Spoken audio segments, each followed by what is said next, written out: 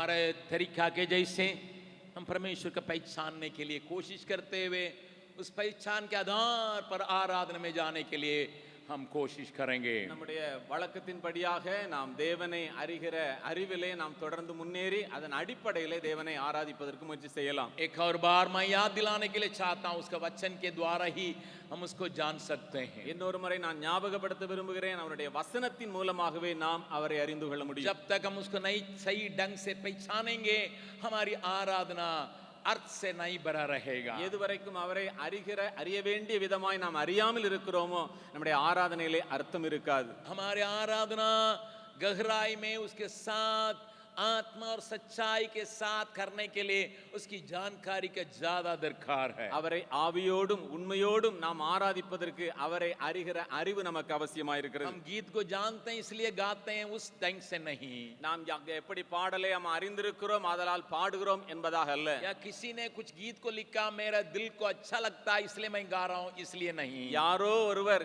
எழுதினார் என்னுடைய இதயத்துக்கு அது நன்றாக இருக்கிறது எனவே நான் பாடுகிறேன் என்பதல்ல. मैं अपना परमेश्वर को जानता हूं, अपना सृष्टिकर्ता को जानता हूं, अपना सृजनहार को जानता हूं, इसलिए मैं उसके आराधना उसको सोच के समझ के उसको पहचानते करते हैं करके आना अच्छा है. நான் என்னை உண்டாக்கினவரும் என்னை சிருஷ்டித்தோரும் ஆகிய ஆண்டவரை நான் அறிந்திருக்கிறேன், அவரை அறிந்திருக்கிறபடியினாலே அவரை நான் ஆராதிக்கிறேன் என்கிற அறிவு நமக்கு உண்டாயிருக்க வேண்டும். इसलिए हम उसके लिखित वचन के ऊपर हम अपना ध्यान को आकर्षित करते हैं. எனவே எழுதி கொடுக்கப்பட்டிருக்கிற வேத வாக்கியங்களின் மேல் நம்முடைய கவனங்களை செலுத்தலாம். इसलिए प्रतिदिन हम परमेश्वर के वचन को पढ़ने के समय परमेश्वर के पहचान में आगे बढ़ना हमारे लिए अनिवार्य है. எனவே ஒவ்வொரு நாளும் வேதத்தை நாம் படிக்கும் பொழுது அவரை அறிகிற அறிவிலே முன்னேற வேண்டியது அவசியமாக இருக்கிறது. एक वचन को हम पढ़ेंगे रोमियो उसका 8वां अध्याय का 33 पद का पिछले भाग को पढ़ेंगे.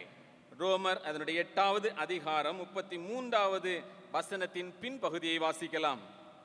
परमेश्वर वो है जो उनको धर्मी ठहराने वाला है. தேவனே அவர்களை நீதிமான்கள் ஆக்குகிறவர். यहां परमेश्वर के बारे में पौलुस सफाई से एक बात को लिखता है, शायद हम इस बात को बारंबार जानते होंगे. இங்கே அப்போஸ்தலனாகிய பவுல் தேவனை குறித்து மிக தெளிவான ஒரு காரியத்தை எழுதி வைத்திருக்கிறார். अनेक முறைகள் நாம் அதை படித்திருக்கலாம். एक एम्फसाइज के साथ इस बात को वो लिखता है. மிகவும் அழுத்தம் கொடுத்தவராக இங்கே எழுதி வைத்திருக்கிறார். परमेश्वर ही वो है जो उनको धर्मी ठहराने वाला है. தேவனே அவர்களை நீதிமான்களாக்குகிறவர் என்று அழுத்தம் கொடுத்து சொல்கிறார். जरूर इस बात के ऊपर आप बहुत मनन किए होंगे या बातों को सुने होंगे. இந்த காரியத்தின் மீது நீங்கள் अनेक முறை நீங்கள் வேதத்தை ஆராய்ந்து அறிந்திருக்கலாம், காரியங்களை கேட்டிருக்கலாம். इसलिए मैं नई बात को आपके सामने नहीं रखने जा रहा. எனவே நான் புதிய காரியங்களை சொல்ல விரும்பவில்லை. परंतु परमेश्वर ने इस बात को करने के लिए कितना दाम चुकाना पड़ा उस बात को महसूस करने के लिए मैं याद दिलाने के लिए इन बातों को आपके सामने लाऊंगा. ஆனால் இந்த காரியத்தை ஆண்டவர் செய்வதற்கு எவ்வளவாய் ஒரு விலைக்கிரயத்தை கொடுக்க வேண்டியதாக இருந்தது அதன் மீது நான் கவனத்தை செலுத்த விரும்புகிறேன். बाइबल में साफ बतलाती है. வேதம் மிக தெளிவாக காரியங்களை சொல்லுகிறது. उसी रोमियो की 3रा अध्याय में ரோமர் அதனுடைய 3வது அதிகாரம் 10वां पद से लेकर अगर आप पढ़ेंगे 10வது வசனத்திலிருந்து ஒருவேளை வாசிப்பீர்களானால் वहां पर सफाई से पौलुस लिखता है. இங்கே பவுல் மிக தெளிவாக எழுதுகிறார். 3रा अध्याय का 10वां पद. 3வது அதிகாரம் 10வது வசனம். रोमियो उसका 3रा अध्याय का 10वां पद. ரோமர் 3வது அதிகாரம் 10வது வசனம். जैसा लिखा है कि कोई धर्मी नहीं, एक भी नहीं है. அந்தபடியே நீதிமான் ஒருவனாகிலும் இல்லை. प्रभु के नाम की स्तुति महिमा होवे. கர்த்தருடைய நாமத்துக்கு மகிமை உண்டாவதாக. थोड़ा मन में इस बात को कल्पना कीजिएगा. கொஞ்சம் இந்த காரியத்தை நீங்கள் கற்பனை செய்து பாருங்கள். आज लोग कहते हैं 750 करोड़ लोग इस संसार में पाए जाते हैं. ஜனங்கள் சொல்லுகிறார்கள் 750 கோடி ஜனங்கள் உலகத்திலே வாழ்கிறார்கள். लेकिन उसमें एक भी धर्मी नहीं है करके परमेश्वर का वचन बतलाती है. வேதம் சொல்லுகிறது ஒருவனாகிலும் நீதிமான் அல்ல. उसका अनेक कारण को नीचे लिखता है. அதன் கீழ் பகுதிகளிலே अनेक காரணங்களை பவுல் எழுதுகிறார். उसका 12वां पद को देखेंगे. 12வது வசனத்தை பாருங்கள். वहां पर लिखा सब के सब भटक गए हैं, எல்லாரும் வழி தப்பினார்கள், सब के सब निखे में बन गए हैं, எல்லாரும் ஏகமாய் கெட்டு போனார்கள், कोई भलाई करने वाला नहीं, एक भी नहीं है। நன்மை செய்கிறவன் இல்லை, ஒருவனாகிலும் இல்லை. प्रभु के नाम की स्तुति महिमा होवे। கர்த்தருடைய நாமத்துக்கு மகிமை உண்டாவதாக. इस वचन के सामने मैं कांप उठ रहा हूं, நான் இந்த வசனத்துக்கு முன்பதாக நடுங்குகிறேன். क्योंकि तेरा धार्मिकता इतना ऊंचा है प्रभु, ஏனென்றால் தேவனுடைய அந்த நீதியானது அவ்வளவு உயரமாக இருக்கிறது, तेरी पवित्रता इतना बड़ा है, உம்முடைய பரிசுத்தமானது அவ்வளவு பெரிதாக இருக்கிறது. एक जन को भी वहां सामने आने के लिए धैर्य नहीं है। ஒரு மனிதன் கூட அதற்கு முன்பதாக வருவதற்கு அவனுக்கு தைரியம் இல்லை. इसी बात को यूहन्ना प्रकाशित वाक्य में भी लिखता है। இந்த காரியத்தை யோவான் வெளிப்படுத்தின விசேஷத்திலும் எழுதுகிறார். आप इस बात को जानते होंगे, அந்த காரியத்தை நீங்கள் அறிந்திருக்கலாம். तो भी मेरे साथ खोलिएगा இருந்தாலும் நீங்கள் என்னோடு கூட திருப்பிக் கொள்ளுங்கள். प्रकाशित वाक्य उसका 5वां अध्याय, வெளிப்படுத்தின விசேஷம் 5வது அதிகாரம். वहां पर आप शुरू से लेकर पढ़ेंगे, அதனுடைய ஆரம்பத்திலிருந்து ஒருவேளை படிப்பீர்களானால், वहां पर सिंहासन पर बैठा हुआ परमेश्वर के हाथ में एक पुस्तक पाई जाती है, சிங்காசனத்திலே வீற்றிருக்கிற ஆண்டவருடைய கரத்திலே புஸ்தகம் வைக்கப்பட்டிருக்கிறது. और उसका भीतर और बाहर लिखी हुई है, அங்கே அதனுடைய மத்தியிலே எழுதப்பட்டிருக்கிறது. और उसमें 7 मुहर लगा हुआ है, அங்கே 7 முத்திரைகள் அங்கே பொறிக்கப்பட்டிருக்கிறது. और मुहर के द्वारा बंद किया हुआ है, அங்கே முத்திரையோடு கூட அது அங்கே முத்திரிக்கப்பட்டிருக்கிறது. और वहां पर दूसरा पद में ये लिखा है, 2வது வசனத்திலே இது எழுதப்பட்டிருக்கிறது, पुस्तक को खोलने के लिए और उस मुद्दाओं को तोड़ने के लिए कोई भी नहीं है, योग्य नहीं है। புஸ்தகத்தை திறக்கவும் அதன் முத்திரைகளை உடைக்கவும் பாத்திரவான் ஒருவரும் இல்லை, யார் என்று மிகுந்த சத்தம் அங்கே உண்டாகிறது. इसलिए எனவே 4 पद में यूहन्ना स्वर्ग में परमेश्वर के सिंहासन के सामने खड़े होकर कहता है, இங்கே யோவான் 4வது வசனத்திலே சிங்காசனத்திலே வீற்றிருக்கிற ஆண்டவரை பார்த்து கதறுகிறான். फूट फूट के रोने लगा। அவன் மிகவும் அழுகிறான். क्यों रोने लगा? ஏன் அழுகிறான்? पुस्तक को खोलने या उस पर दृष्टि करने के लिए भी कोई योग्य नहीं है। அங்கே அந்த புஸ்தகத்தை திறந்து வாசிக்க அங்க ஒருவனும் பாத்திரவானாய் இல்லாதபடியினாலே, थोड़ा सा इस बात को मन में लाइएगा। இந்த காரியத்தை கொஞ்சம் மனதிலே கொண்டு வாருங்கள். यूहन्ना भी स्वर्ग स्थानों में खड़ा है, அங்கே யோவான் அங்கே முன்பதாக நிற்கிறார். एक पुस्तक को खोलने के लिए भी या उसको देखने के लिए भी, दृष्टि करने के लिए भी कोई योग्य नहीं। அந்த புஸ்தகத்தை பார்க்கவோ அல்லது திறக்கவோ அங்கே ஒருவனும் தகுதி உள்ளவனாய் இல்லை. चाहे कितने अधिकार रखने वाला क्यों न हो, எவ்வளவு அதிகாரங்களை உடையவனாய் இருந்தாலும், चाहे कितने बुद्धिमान क्यों न हो, எவ்வளவு இந்த உலகத்தின் பிரகாரமான புத்தியை कितनी बातों பெற்றிருந்தாலும், को जानकारी करने वाले हो, எவ்வளவு காரியங்களை அறிந்திருக்கிற மனுஷனாய் இருந்தாலும், परमेश्वर की बातों पर समझने के लिए, परमेश्वर की बातों का अनुभव करने के लिए किसी योग्य मनुष्य को जब ढूंढा जाता है, எப்பொழுது தேவனை அறிகிற அல்லது தேவனுடைய காரியங்களிலே வெளிச்சத்தை காண்பதற்காக ஒரு மனிதனை தேடுகிற வேளையிலே एक भी नहीं है, ஒரு மனிதன் கூட இல்ல, एक भी नहीं है। ஒரு மனிதன் கூட இல்ல. लेकिन बाइबल में ये बतलाती है, ஆனால் வேதம் நமக்கு இதை சொல்லுகிறது. इस वचन को थोड़ा देखिएगा। இந்த வசனத்தை பார்க்கலாம். नीति वचन 11 अध्याय का 10वां पद में, நீதிமொழிகள் 11வது அதிகாரம் 10வது வசனம். नीति वचन उसका 11 अध्याय का 10वां पद में, நீதிமொழிகள் 11வது அதிகாரம் அதனுடைய 10வது வசனத்திலே, वहां पर एक शहर में अगर खुशी या हर्ष पाया जाना है, ஒரு பட்டணத்திலே ஒருவேளை களிப்பு உண்டாயிருக்க வேண்டுமானால், या उस शहर के अंदर परमेश्वर की शांति और आनंद खोना है, தேவனுடைய சமாதானமும் சந்தோஷமும் அந்த பட்டணத்திலே உண்டாயிருக்க வேண்டுமானால், धर्मी जन का कल्याण होने की आवश्यकता है। நீதிமான்கள் அங்கே நன்றாயிருக்க வேண்டும். धर्मी जन अगर कल्याण के साथ रहेगा, शहर में शांति आनंद रहेगा। நீதிமான் நன்றாயிருக்கும் பொழுது அந்த பட்டணத்திலே சந்தோஷமும் களிப்பும் உண்டாகும். इसलिए इब्राहिम चिल्लाया था, எனவேதான் ஆபிரகாம் இப்படியாய் கதறுகிறான். क्या प्रभु सोदोम में 10 धर्मी जन अगर पाया जाए, क्या सोदोम को आप खत्म करेगा डालेंगे? ஆண்டவரே, சோதோமிலே ஒரு 10 நீதிமான்கள் இருந்தா நீங்க அந்த பட்டணத்தை அழிப்பீங்களா? धर्मी जन का प्रभाव संसार में इतना गहरा है, நீதிமான்களுடைய அந்த ஒரு பெரிய தாக்கமானது இந்த உலகத்திலே அவ்வளவாய் பெரிதா இருக்கிறது. धर्मी जन कल्याण के साथ रहेगा, खुशी है। நீதிமான்கள் நன்றாயிருந்தால் அங்கே சந்தோஷம். और धर्मी जन अगर पाया जाएगा नाश होने वाली बातों से बचाने का ताकत रखता है। நீதிமான்கள் அங்கே பட்டணத்தில் இருந்தாலே அழிக்கப்பட வேண்டிய காரியங்கள் காக்கப்படும். लेकिन संसार की स्थिति क्या है? ஆனால் உலகத்தினுடைய நிலைமை என்ன? एक भी नहीं है। ஒரு நீதிமான் கூட அல்ல. कारण क्या है? காரணம் என்ன? सब के सब भटक गए। எல்லாரும் வழி விலகி விட்டார்கள்.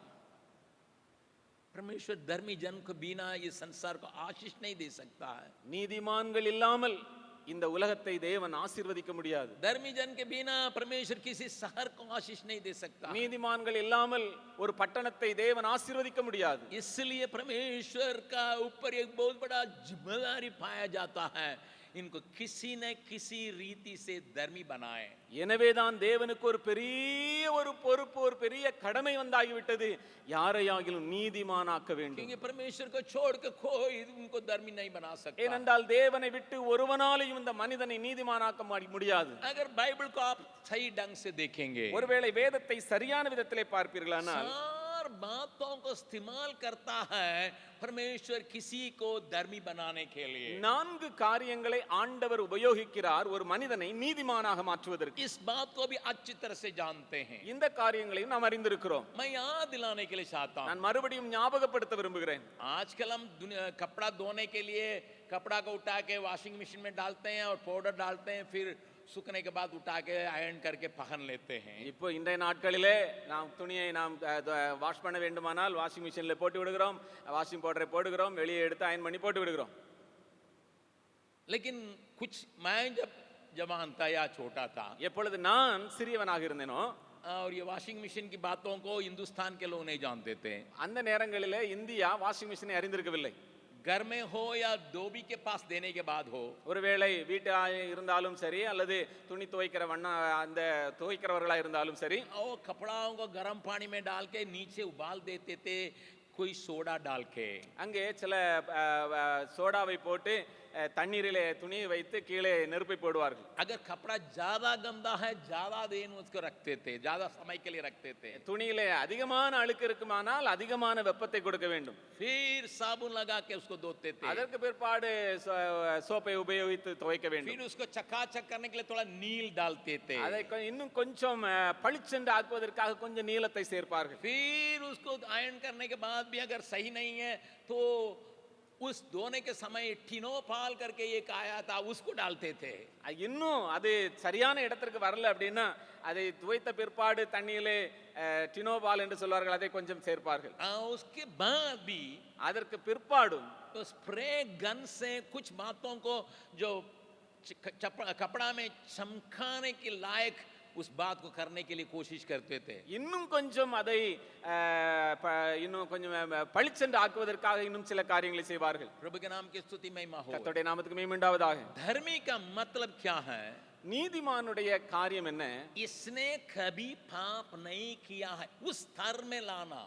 இதுவரை பாவமே செய்யாத ஒரு நிலைமைக்கு கொண்டு வர வேண்டும். इसने कभी पाप को जाना ही नहीं, उस प्रकार के स्थान में परमेश्वर इस गिरा हुआ इस बखाया हुआ मानव को लाने के लिए कोशिश करना। விழுந்து போன வழி தப்பி போன இந்த மனிதனை இதுவரைக்கும் பாவமே செய்யவில்லை, பாவத்தையே அறியவில்லை என்கிற நிலைமைக்கு அவனை கொண்டு வர வேண்டும். उसके लिए उनको कितना कितना दाम चुकाना पड़ा। அதற்கென்று எவ்வளவாய் ஒரு விலைக்கிரயத்தை கொடுக்க வேண்டியதாயிருந்தது. मैं केवल उसको धर्मी ठहराना, परंतु धर्मी के स्थान में उसको बनाए रखने के लिए भी उपाय करना है। அங்கே அவனை நீதிமானாய் மாற்றுவது மாத்திரமல்ல, அதில் நிலைநிறுத்துவதற்கான காரியத்தையும் செய்ய வேண்டும். लगातार धार्मिकता में बनाए रखने के लिए, सुरक्षा देने के लिए उसको प्रबंध करना है। நீதிமானாய் தொடர்ந்து அவனை காத்துக் கொள்வதற்கான காரியங்களையும் செய்ய வேண்டும். नाना प्रकार की गंदगी से बचाने के लिए उसको उपाय करना है। அநேக விதமான அசுத்தங்களில் இருந்து அவனை காப்பதற்கான காரியங்களை செய்ய வேண்டும். संसार के क्यों न हो या शत्रु के क्यों न हो, உலகத்தின் காரியங்களா இருக்கலாம், சத்துருடைய தாக்குதல்களா இருக்கலாம், या उसकी मांस की क्रिया क्यों न हो, அல்லது அவனுடைய சரீர சம்பந்தமான காரியங்களா இருக்கலாம். उन सारी बातों को सुरक्षा करने के लिए एक जिम्मेदारी के लेते हुए परमेश्वर ने चार बातों को इस्तेमाल के मैं आपको दिखाने के लिए चाहता हूं। இப்படிப்பட்ட காரியங்களிலிருந்து அவனை தப்புவித்து அந்த மேன்மையான இடத்திற்கு கொண்டு வருவதற்கு 4 காரியங்களை ஆண்டவர் செய்ய வேண்டியதா मैं இருந்தது. 4 बातों को थोड़ा आपके सामने लाऊंगा। அந்த 4 காரியங்களை உங்கள் மத்தியிலே கொண்டு வருவேன். पहले हम देखेंगे तीतुस की तीसरा अध्याय, முதலாவதாக நாம் பார்க்கலாம் தீத்து 3வது அதிகாரம் और हम 5 और 6 पद को पढ़ेंगे। 5, 6 வசனங்களை 4 வாசிக்கலாம். से ही पढ़ेंगे तो अच्छा रहेगा। 4 से ही पढ़ेंगे। நான்கிலிருந்து तीतुस படிக்கலாம். तीसरा अध्याय 4 पद से लेकर पढ़ेंगे। தீத்து 3வது அதிகாரம் 4, 5, 6. जब हमारे उद्धारकर्ता परमेश्वर की कृपा और मनुष्यों पर उसकी प्रति प्रकट हुई, நம்முடைய இரட்சகராகிய தேவனுடைய தயவும் மனுஷர் மேலுள்ள அன்பும் பிரசன்னமான போது ये कृपा और प्रेम मिलने की वजह से ये काम हुआ है।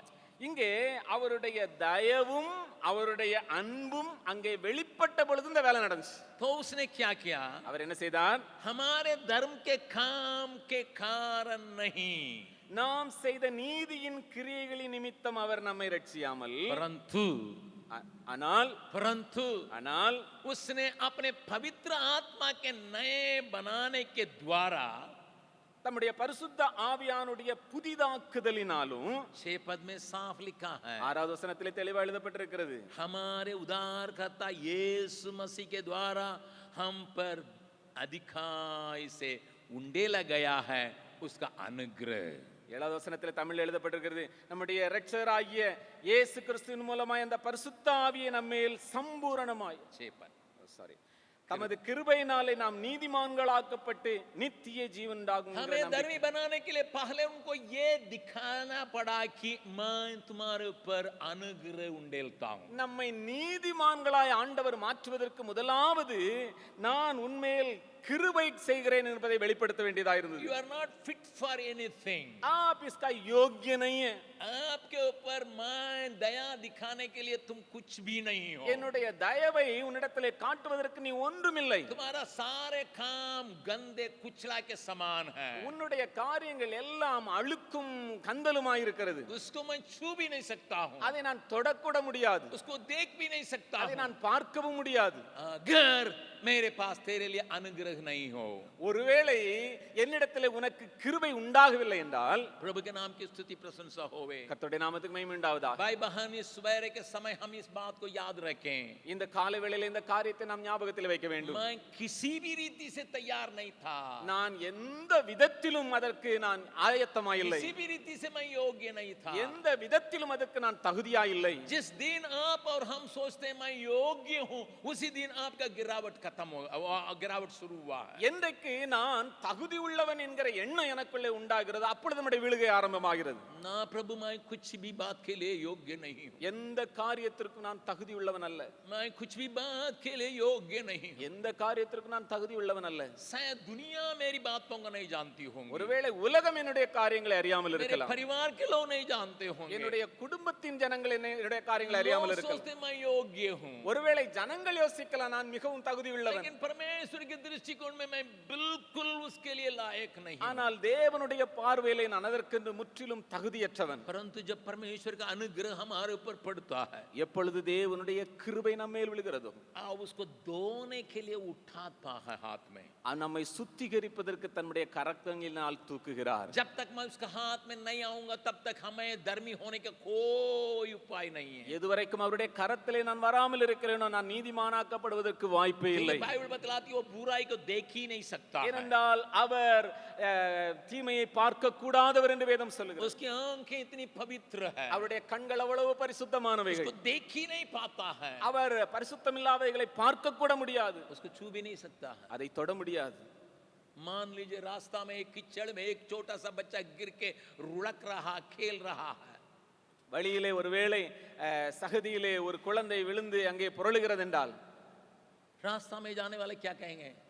வழியிலே போகிறவங்க என்ன செய்வாங்க? कैसा बच्चा है, என்ன ஒரு பிள்ளை सुअर की नाई खेल रहा है, பண்ணி மாதிரி இந்த சகதியில விளையாடுதே, कीचड़ इतना गंदा है, இவ்வளவு அசிங்கமான இடத்துல कितना कीड़ा है इसमें, எவ்வளவு மோசமா இருக்குது, और ये बीमारी को ला सकता है. இது வியாதியை கொண்டு வந்துருமே. वो बच्चा उसमें अच्छा से खेल रहा है, ஆனா பிள்ளை நல்லா விளையாடுது.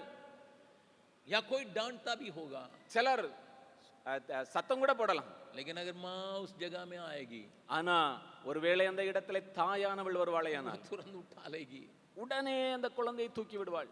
उसको उससे मतलब नहीं है कि कितना महक है, அது எவ்வளவு நாற்றமானது என்பதை குறித்து ஒரு கவலை இல்லை. क्योंकि उसका ममता के कारण वो उसको उठाती है। அதன் பிள்ளையின் மேல் அதற்கு இருக்கிற அந்த நேசத்தின் நிமித்தமாக मैं थोड़ा सा कल्पना करता हूँ, நான் சிந்தித்து பார்க்கிறேன். जैसे एजेकियल की 16वां अध्याय में पढ़ते हैं, எசேக்கியேல் அதனுடைய 16வது அதிகாரத்திலே வாசிக்கிறது போல, तुम लहू में लपक के वो तुम वहां पर था, நீ இரத்தத்தினாலே நீ அங்கே தெருவிலே கிடந்தாய், और तुम्हारा नाभि भी काटा नहीं गया था, உன்னுடைய தொப்புள் கொடி அறுக்கப்படவும் இல்லை, तुम्हारे पर कोई ख्याल नहीं किया, உன்மேலே கவனம் செலுத்துவதற்கு ஒருவரும் இல்லை. तब मैंने तुम्हें देखा, அந்த சூழ்நிலையிலே உன்னை நான் பார்த்தேன், मैंने तुम्हें उठाया, நான் உன்னை தூக்கினேன், खाने लगा, நான் உன்னை பார்த்து சொன்னேன், जिंदा रह, நீ ஜீவனோடு இரு, क्योंकि मृत्यु तुम्हारे निकट पहुंच गया था। ஏனென்றால் மரணம் உனக்கு சமீபத்திலே வந்திருந்தது. सुबह के समय आप किसकी आराधना करने के लिए आए हैं? இந்த காலை வேளையிலே நீங்கள் யாரை ஆராதிக்க வந்திருக்கிறீர்கள்? वो अपने स्तर में आपको धर्मी के रूप में खड़ा करने के लिए,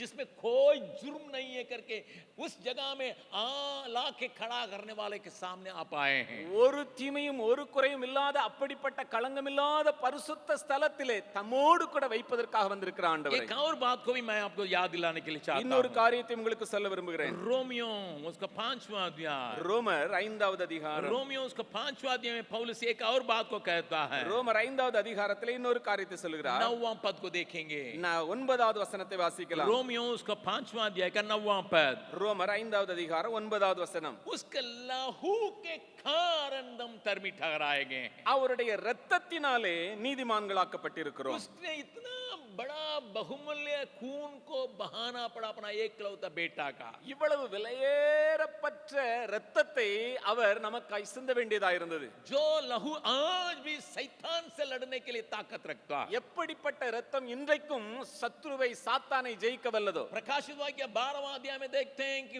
वे मेमना के लहू से शैतान से जीते हैं। வெளிப்படுத்தின விசேஷத்திலே 12வது அதிகாரத்திலே பார்க்கிறவர்கள் ஆட்டுக்குட்டியானுடைய இரத்தத்தினாலே ஜெயித்தார்கள். उस खून की ताकत इतना भारी आज भी है। அப்ப அந்த இரத்தத்தினுடைய வல்லமை இன்றை வரைக்கும் வல்லமை உள்ளதா लेकिन இருக்கிறது. उसके लिए अपना एकलौता बेटा का खून को बहाना पड़ा। அதற்காக தன்னுடைய ஒரே பேரான குமாரனுடைய இரத்தத்தை சிந்த வேண்டியதா இருந்தது. बीते हम पारिवारिक प्रार्थना में मैंने अपने बच्चों से एक प्रश्न पूछा। கடந்த எங்களுடைய குடும்ப ஜெபத்திலே நான் ஒரு கேள்வியை கேட்டேன் என்னுடைய பிள்ளைகளிடத்திலே. यीशु मसीह की स्तुति तो करते हैं, நீங்கள் இயேசுவை நீங்கள் ஆராதிக்கிறீர்கள், आराधना करते हैं, நீங்கள் ஆராதனை செய்கிறீர்கள், आप लोगों के पास बच्चे हैं। உங்களிடத்துல சின்ன சின்ன பிள்ளைகள்லாம் இருக்கிறாங்க. अगर आपका एक बच्चा को लेके ஒரு உங்களிடத்துல இருக்கிற ஒரு பிள்ளையை எடுத்து कोई आपकी गवाही के चलते काटने के लिए अपना तलवार उठाएगा, उस समय आपका दिल कैसा रहता होगा? உங்களுடைய சாட்சியின் நிமித்தமாக ஆண்டவர் மேல இருக்கிற வைராக்கிய நிமித்தமாக ஒரு பிள்ளை எடுத்து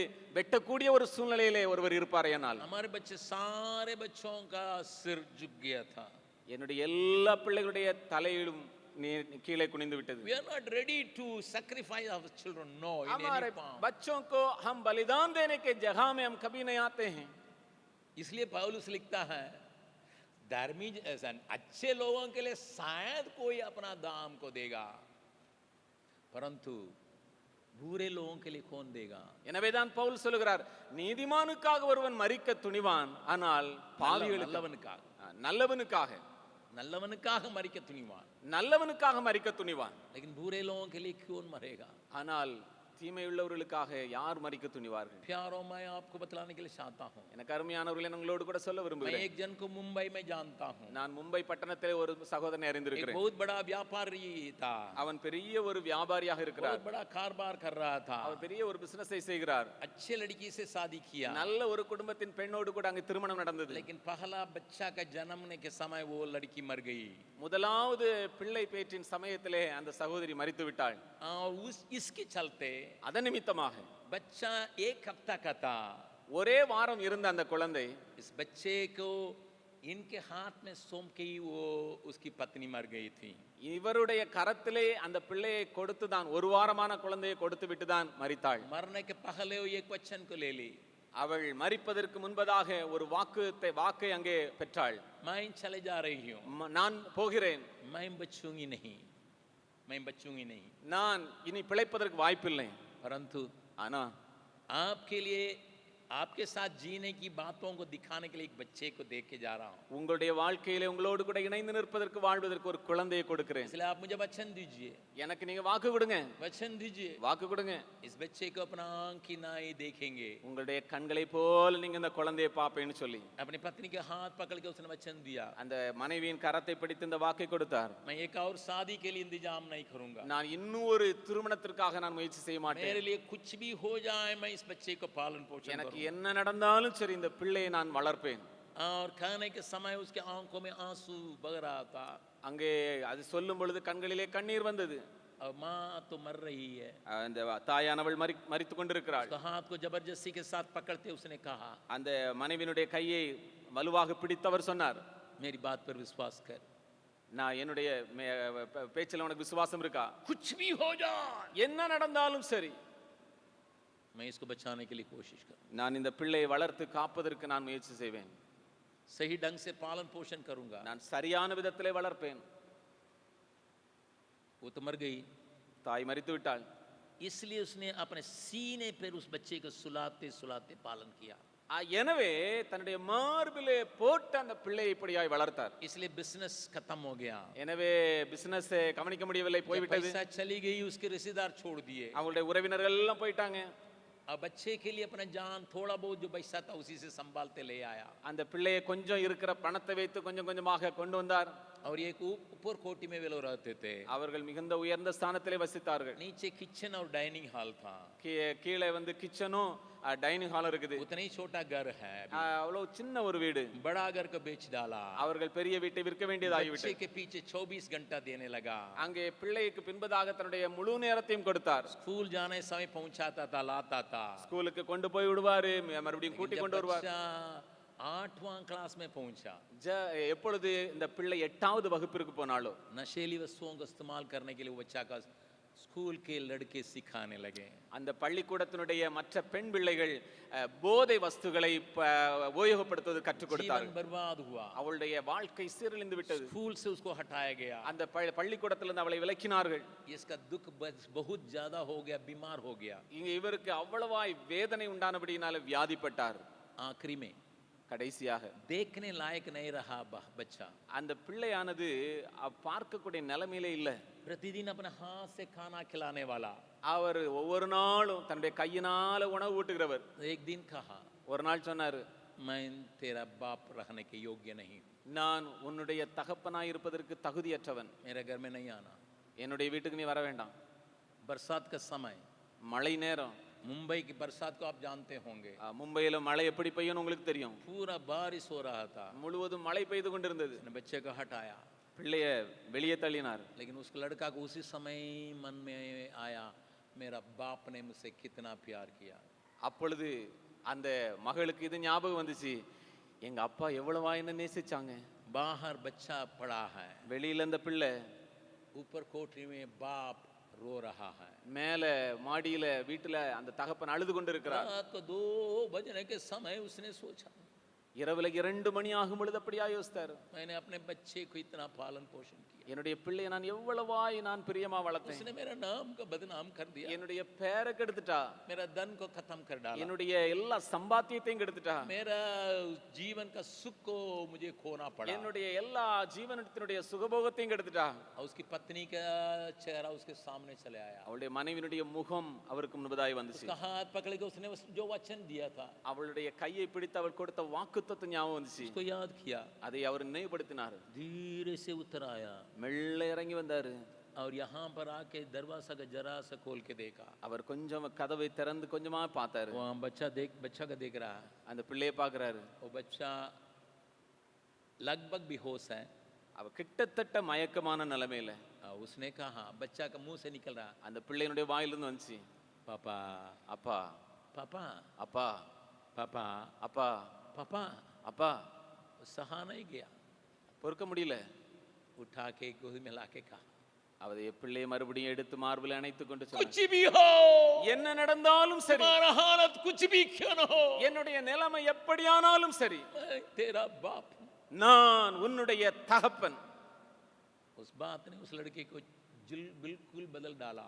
இந்த காரியம் அந்த பிள்ளையை முற்றிலுமாய் மாற்றிவிட்டது. जीवन में परिवर्तन चले आया। அவனுடைய வாழ்க்கையில பெரிய மாற்றம் வந்தது. उससे दोनों को, बाप और बेटे को मैं दोनों साथ देखने समय दोनों रो रहे थे मुझसे कहते हुए। எப்பொழுது அந்த தகப்பனையும் அந்த மகளையும் நான் பார்த்தேனோ ரெண்டு பேரும் அழுதாங்க.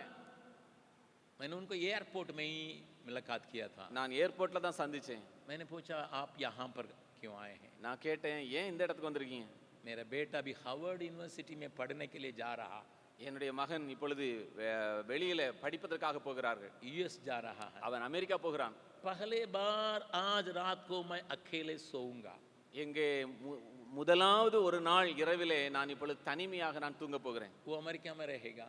அவன் அமெரிக்காவில் இருப்பான். जरूर हार्वर्ड यूनिवर्सिटी में उसको नाम लिखाया गया। அவனுடைய பெயர் ஹார்வர்ட் யூனிவர்சிட்டில நாங்க போட்டிருக்கிறோம். अच्छा से पढ़ के स्कॉलरशिप में वो जा रहा। நல்லா படிச்சதுனால ஸ்காலர்ஷிப்ல தான் போறான். मेरा दोस्त ने उसको टिकट खरीदा, என்னுடைய நண்பன் தான் அவனுக்கு டிக்கெட்லாம் போட்டது. लेकिन उससे मैं आनंदित जरूर हूँ। அதனால நான் சந்தோஷப்படுறது உண்மைதான். लेकिन एक बात मुझसे सहा नहीं जा रहा। ஆனா ஒரு காரியத்தை என்னால தாங்க முடியல.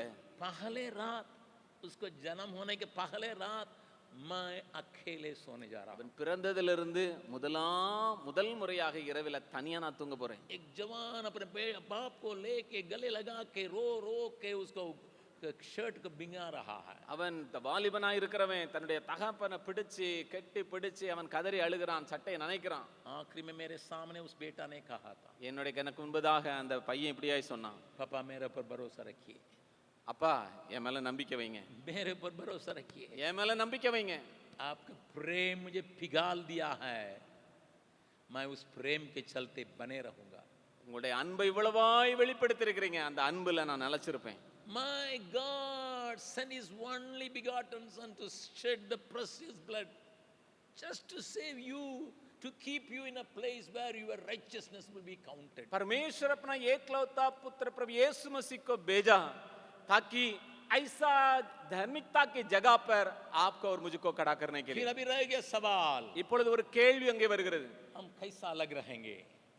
எப்படி நான் தனியா இருக்கிறது? एक और वचन को देखिए, இன்னொரு वचनத்தை பார்க்கலாம். पहला कोरिन्थियों उसका 6 अध्याय, 1 கொரிந்தியர் அதனுடைய 6வது அதிகாரம் उसका 11वां पद, 11வது वचனம். पहला कोरिन्थियों उसका 6 अध्याय का 11वां पद, 1 கொரிந்தியர் 6வது அதிகாரம் 11வது वचனம். तुम में से कितने ऐसे ही थे, परंतु तुम प्रभु यीशु मसीह के नाम से और हमारे परमेश्वर के आत्मा से धोए गए और पवित्र हुए और धर्मी ठहरे। உங்களில் சிலர் இப்படிப்பட்டவர்களாய் இருந்தீர்கள், ஆயினும் கர்த்தராகிய இயேசுவின் நாமத்தினாலும் நமது தேவனுடைய ஆவியினாலும் கழுவப்பட்டீர்கள், பரிசுத்தமாக்கப்பட்டீர்கள், நீதிமான்களாக்கப்பட்டீர்கள். प्रभु के नाम की स्तुति प्रशंसा हो। கர்த்தருடைய நாமத்துக்கு மகிமை உண்டாவதாக. यहाँ पर 2 बातें और पाई जाती है। இங்கே 2 காரியம் எழுதப்பட்டிருக்கு. मेरे सुरक्षा के लिए उसने अपना एक नाम को दिया, धर्मी जन जाके उसमें सुरक्षित रहेगा करके बाइबल बतलाती है। நீதிமான் ஓடி அதற்குள்ளே சுகமாய் இருக்கிற அவருடைய நாமத்தை எனக்கு கொடுத்திருக்கிறார். Not only he lifted me up, वो न केवल मुझे ऊपर उठाया, not only he cleansed me, वो न केवल मुझे धोया, but he protected me in such a way that I will be protected all the time. वो मुझे सुरक्षित रखने के लिए उपाय को किया. And one more thing he has दone, यहाँ और एक बात को किया, he put the spirit of God upon me. वो पवित्र आत्मा से मुझे भराया. मुझे एक बात याद है, शायद मैं आपसे कह दिया होगा, நான் ஒரு காரியம் எனக்கு ஞாபகம் வருவது ஒருவேளை உங்களிடத்தில் நான் சொல்லி இருக்கலாம். वो ये है, அது இது, हमारे तमिलनाडु के पुराना चीफ मिनिस्टर जब एमजीआर थे, நம்முடைய தமிழ்நாட்டினுடைய முதலமைச்சர் எம்ஜிஆர் இருந்த காலத்திலே उन्होंने एक सिंह को, एक लायन को जू के लिए दिया, அவர் ஒரு சிங்கத்தை ஜூக்கு அவருக்கு பரிசளித்தார், उसको पालन पोषण करने के लिए, அதை வளர்ப்பதற்காக. और उसका प्रतिदिन का खर्चा उठाने के लिए भी उन्होंने प्रबंध किया था। அவர் அந்த சிங்கத்தினுடைய செலவுகளை எல்லாம் அவர் பொறுப்பெடுத்துக் கொண்டார். इतना मांस उसको दिया जाना है, இவ்வளவு மாமிசம் கொடுக்கணும். जब सिंह को से देखने वाला जो था, அங்கே அந்த சிங்கத்தை கவனித்துக் கொண்டிருந்தவர் उसने सोचा, அவர் நினைச்சாரு, मेरे बच्चों के लिए मीट नहीं मिल रहा, ये सिंह के लिए मीट मिल रहा, என் பிள்ளைகளுக்கே நான் மட்டன் கொடுக்க முடியல, இந்த சிங்கத்துக்கு மட்டன் கிடைக்குது. इसलिए ज्यादा शेर को अपना घर ले जाता था, थोड़ा बहुत वो शेर को देता था, எனவே சிங்கத்துக்கு கொடுக்கிற பகுதியை ரொம்ப குறைச்சிட்டு வீட்டுக்கு கொஞ்சம் நிறைய கொண்டு போயிட்டார். और लगातार गया, அது அப்படியே நடந்துகிட்டே இருந்துச்சு. शेर जो है पतला होते गया। அங்க சிங்கமானது மெலிஞ்சு எலும்பு தோலுமா ஆயிடுச்சு. किसी ने एमजीआर को कहा, யாரோ ஒருவர் போய் எம்ஜிஆர் இடத்துல ये சொல்லிட்டாங்க, सही घटना है। இது உண்மையா நடந்தது. जब एमजीआर को ये खबर मालूम हुआ, எப்பொழுது எம்ஜிஆர் இதை அறிந்தாரோ उसने एक ऑफिसर को भेजा, ஒரு ஆபீசரை அனுப்புனாரு. उसे कहना नहीं, அங்க அவர்கிட்ட சொல்லக்கூடாது, तुम लोग जाके देखो वो क्या करता है। அவர் நீங்க போய் அவருக்கு தெரியாம பாருங்க அதை கவனிக்கிறவன் என்ன செய்யறான். लेकिन क्या हुआ, என்ன நடந்துச்சு, ये आदमी जो है एक बाघ को शेर के लिए देता था அங்கே ஒரு சின்ன பகுதியை அந்த சிங்கத்துக்கு கொடுக்கறாரு, और दूसरा बाघ को घर ले जाता था।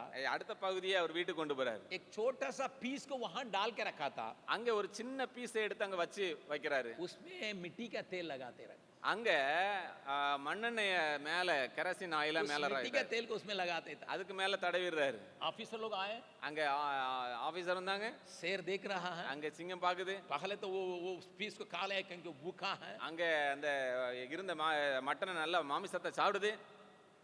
दूसरा अभी भूख है, இன்னும் பசிக்குது, दूसरा पीस को खाने का मन है, அடுத்த பீஸை சாப்பிடுறதுக்கு மனசு இருக்கு. लेकिन जब नजदीक जा रहा है उसका महक, मिट्टी का तेल का महक है, அது பக்கத்துல போன உடனே மண்ணெண்ணெய் வாட வந்துருது. इसलिए लौट रहा है। அது சாப்பிட முடியல, वो पीस को नहीं खा पा रहा। அந்த பீஸை சாப்பிட முடியல. ऑफिसर लोगों ने सोचा ஆபீசர் எல்லாம் பாத்துக்கிட்டு இருந்தாங்க, ये सिर खा के बचा के रखा है, அது சாப்பிட்டு இன்னும் மீதியே வச்சிருக்குது. उनको मालूम नहीं है उसके ऊपर मिट्टी तेल पड़ा है। அவருக்கு அவங்களுக்கு தெரியாது அதுக்கு மேல மண்ணெண்ணெயை ராவி வச்சிருக்காங்க. प्रभु के नाम की स्तुति में கர்த்தருடைய நாமத்துக்கு மகிமை உண்டாவதாக. शैतान आपको छूने के लिए कई बार कोशिश करता होगा, சாத்தான் நம்மை தொடுவதற்கு अनेक விதங்களிலே முயற்சி लेकिन செய்யலாம். हमें शैतान के हाथ से बचाने के लिए परमेश्वर हमारे ऊपर अभिषेक का तेल का रखा है, पवित्र आत्मा का थका, ताकि हम धार्मिकता में बने रह सकें। அவனுடைய கைகளிலிருந்து நம்மை தப்புவிப்பதற்காக பரிசுத்த ஆவியை நமக்குள்ளே தந்திருக்கிறார். அவனுடைய கரங்களில் தப்புவிப்பதற்காக. उन बातों को देखिएगा, एक भी धर्मी जन नहीं थे, लेकिन इनके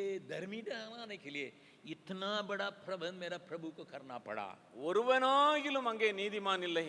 நீதிமான்களாய் மாற்றுவதற்கு தேவனுக்கு இவ்வளவு காரியங்களை செய்ய வேண்டியது. पौलुस हिम्मत के साथ लिखता है, எனவேதான் பவுல் மிக தைரியமாக எழுதுகிறார், Who is your God? आपका परमेश्वर कौन है? உங்களுடைய தேவன் யார்? वही हमें धर्मी ठहराने वाला, நம்மை நீதிமான்களாக்குகிறவர். आज सवेरे के समय आराधना करने के लिए आए हैं। இந்த காலை வேளையில் தேவனை ஆராதிக்க வந்திருக்கிறோம். हम अपनी भक्ति के ऊपर नहीं, நம்முடைய பக்தியின் மேல் அல்ல, हमारे अर्पणता के ऊपर नहीं, நம்முடைய அர்ப்பணத்தின் மேல் அல்ல, हमारी बातों के ऊपर नहीं, நம்முடைய காரியங்கள் மேல் அல்ல, परंतु सचमुच में उसकी धार्मिकता के ऊपर भरोसा रखते हुए, அவருடைய நீதியின் மேல நம்முடைய நம்பிக்கை வைத்து, उसके प्रेम के ऊपर भरोसा रखते हुए, அவருடைய அன்பின் மேல நம்முடைய நம்பிக்கை